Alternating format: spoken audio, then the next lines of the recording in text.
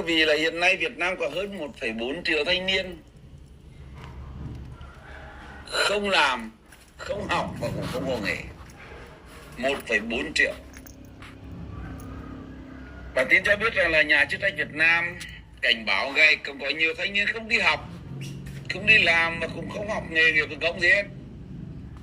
Và cái lang thang nằm nhà chờ đợi việc nhảy lương cao.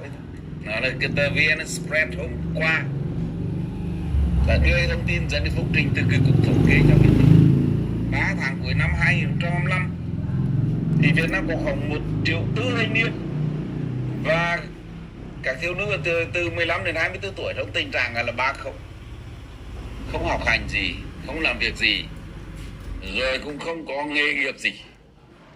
Và cái lượng này là tăng lên đến 120